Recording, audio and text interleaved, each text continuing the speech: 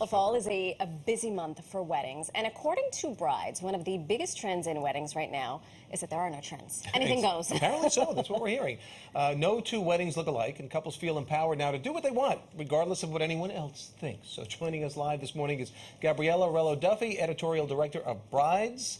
Gabriella, nice to see you in person finally Thanks so much for having and me. welcome. Yeah. Great to be here. Thank you. I think fall is a lovely season It is actually. to get married. Perfect season to get married. So I think a lot has changed since we both got married yes. 1,000 years ago. Exactly. We did not get married to each other, No, married no. to our respective spouses. But you say anything goes. What exactly Yes. does that mean? It really means anything goes. We've heard so much about wedding traditions for so many years, and at the end of the day, you should do what it feels right for you, what feels right for you as a couple. What's traditional to one person is not traditional to everybody else. So if that means you don't want to wear a white wedding dress, or you don't want to have a traditional ceremony in some ways, you want to change up your reception, you should feel empowered to do that on your own terms. Do you feel that there's a bit of downsizing that's going on? Because, you know, back in the day, from an Italian family, my wife was Italian, was 460 people had to come to the had that wedding. many people No, at your no, no, wedding? no. Oh. We were limited by the size of the place, but that's a whole other story. But we had over 200 people. But now I'm finding a lot of people are going to the smaller weddings and Yep. just trying to keep it, you know, more People are definitely scaling back, I think, by virtue of COVID, but also by virtue of budgets. That is the single easiest way to save money, is scaling down your guest list. So we are definitely seeing people prioritize having the guest list that really makes up the people they love. And, you know, they might have a B-list invitation that goes out to those extended family members or the parents' friends, which you can do very tactfully. Right. Sure, absolutely. Yes. Nothing like getting the invitation a week before Well, the then wedding you know, and saying, I was on the B-list. B-list, maybe C-list. Not the week before. We don't Right. recommend that. Exactly. What's happened? I understand that pets are now figuring Yes. into weddings, which I think is fantastic. Yeah, we recently published a story on brides.com about a couple who had all 8 of their dogs in the wedding party. So people we're seeing people walk down the aisle with their dogs, having their dogs go down the aisle in place of a flower girl and ring bearer.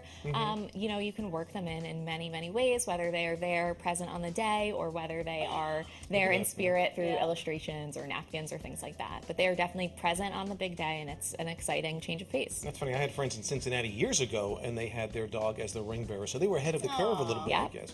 But a lot of the traditional things that take place within the wedding, that also seems to be sort of going bye-bye. Sometimes it might be, you know, the father-daughter dance, the mom and son, you know, all of these things. What are you seeing a shift in that? Yeah, people are doing what feels right for them. So we're seeing lots of colorful wedding attire. Some women don't resonate, you know, they don't appreciate the look of a white wedding dress on themselves.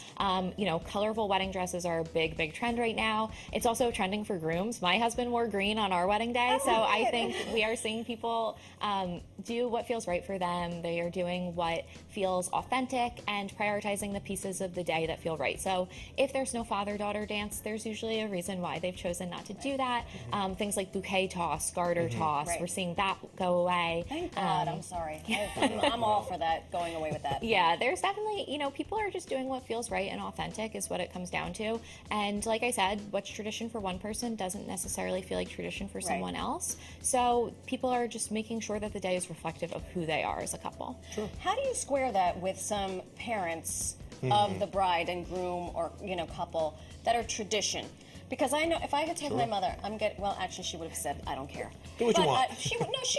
Miriam was that way. She's very understanding that I push the limit. But how are couples having these conversations when they come from parents who might be traditional and are like, you're not going to wear a green dress? Yeah. You have to do the father-daughter dress, you know. I think it's a give and take.